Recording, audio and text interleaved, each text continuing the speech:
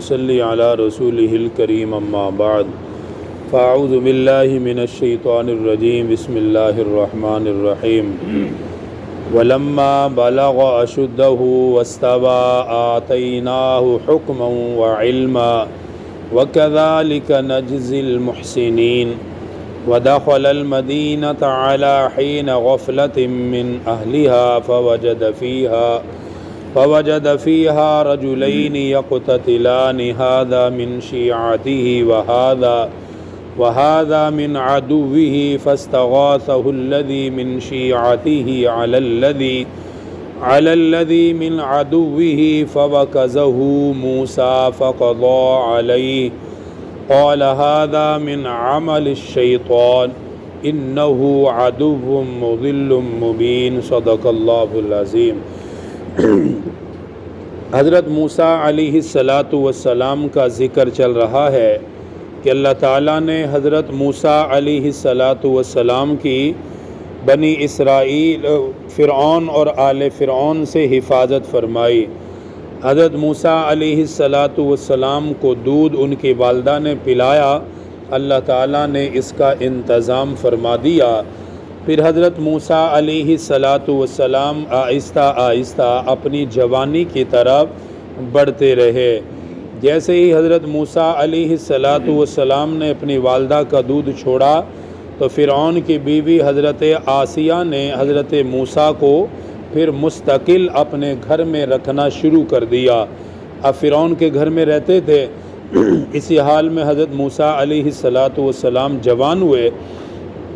ایک مرتبہ ان کے ساتھ یہ معاملہ ہوا کہ وہ شہر کی طرف چل رہے تھے کہ راستے میں انہوں نے دیکھا کہ دو آدمی لڑ رہے ہیں، آپس میں جھگڑا کر رہے ہیں۔ ان میں سے ایک کا تعلق قبطیوں کے ساتھ تھا اور دوسرے کا تعلق بنی اسرائیل کے ساتھ تھا۔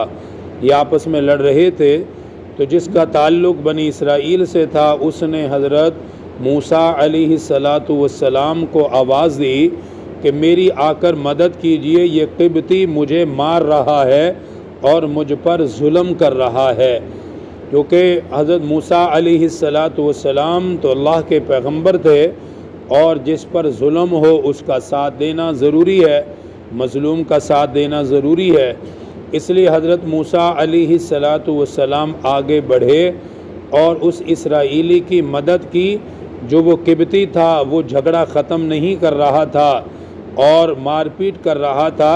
حضرت موسیٰ علیہ السلام نے تادیباً اس کو صرف سمجھانے کے لیے اور اس جھگڑے سے دور کرنے کے لیے اس کو ایک مکہ رسید کر دیا، ایک مکہ اسے مارا۔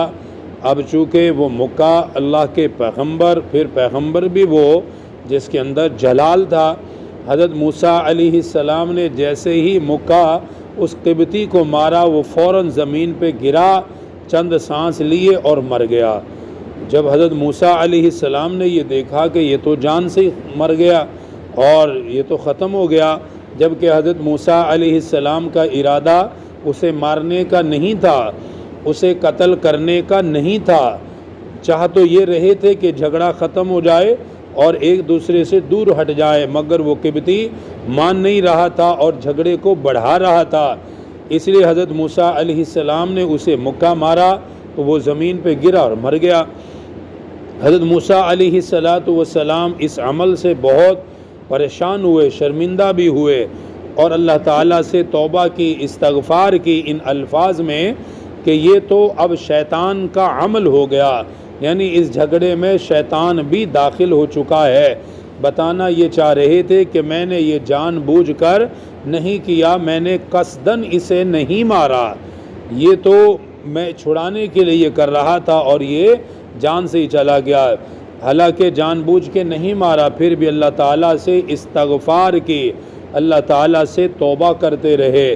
دیکھیں اللہ تعالیٰ نے اس واقعے کو اس انداز میں بیان فرمایا، ارشاد فرمایا وَلَمَّا بَلَغَ أَشُدَّهُ وَاسْتَوَى آتَيْنَاهُ، اور جب پہنچ گیا اپنے زور پر یعنی جوانی کو، حضرت موسیٰ علیہ السلام جب جوان ہوئے، وَاسْتَوَى، اور پورے طریقے سے سنبھل گئے، آتیناہ حکما و علما، اللہ تعالیٰ فرما رہے کہ میں نے اس کو حکمت اور علم عطا فرمایا، سمجھ بوجھ عطا فرمائی، یعنی نبوت کا علم انہیں دیا۔ وَكَذَلِكَ نَجْزِي الْمُحْسِنِينَ، اور اسی طرح میں بدلہ دیتا ہوں نیکی کرنے والوں کو۔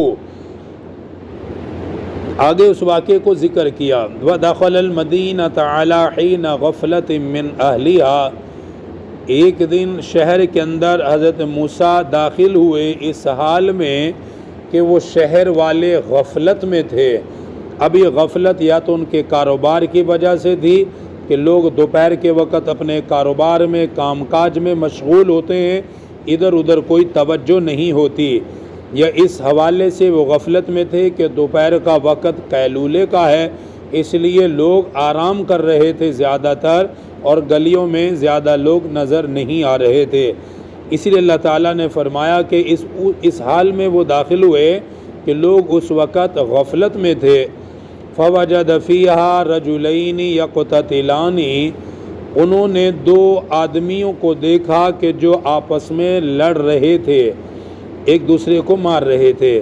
ھذا من شیعتہ وھذا من عدوہ، یہ ایک آدمی حضرت موسیٰ کے قوم میں سے تھا، یعنی بنی اسرائیل سے تعلق تھا، اور دوسرے کا اس کے دشمنوں سے یعنی قبطیوں سے تعلق تھا جو فرعونی ہیں، آپس میں لڑ رہے ہیں۔ فاستغاثہ الذی من شیعتہ علی الذی من عدوہ، پھر پکارا اس شخص نے جس کا تعلق تھا حضرت موسیٰ کی قوم سے، اس کے مقابلے میں بلایا جس کا تعلق تھا حضرت موسیٰ کے دشمنوں سے کہ میری آ کر مدد کریں، آپ اس دشمن سے مجھے بچائیں۔